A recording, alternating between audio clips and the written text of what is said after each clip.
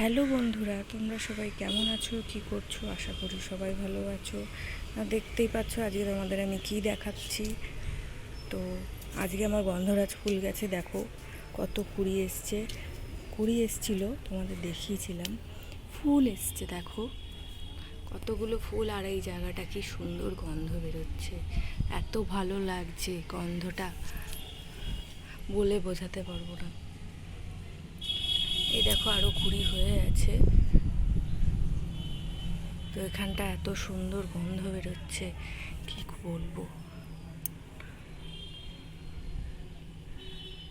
এই টাইমে, এই গরমে আর অতিরিক্ত বর্ষার জলে এই গাছটাতে ফুল হয়। তো গাছটা বিশেষ কিছু যত্ন করতে হয় না, আর ডালপালা তো একদমই কাটতে নেই, কেননা সেরকমভাবে বাড়ে না গাছটা। টবে আছে দেখতেই পাচ্ছ, এখানে বড় বালতির মধ্যে আমি লাগিয়েছি।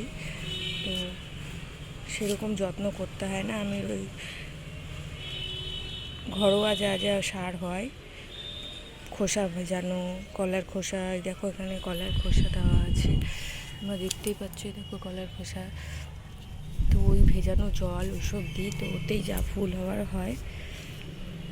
তো দেখছো আজকে কত, তোমাদের আগের দিনে দেখিয়েছিলাম কত ফুল হয়েছে, কুড়ি ধরেছে।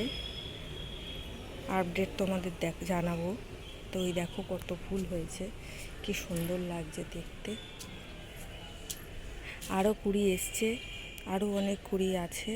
ফুল হলে তোমাদের অবশ্যই দেখাবো। এই দেখো এখানেও কুড়ি আছে, তারপর এই যে এইখানে কুড়ি আছে, কি সুন্দর লাগছে দেখতে, দেখো তোমরা।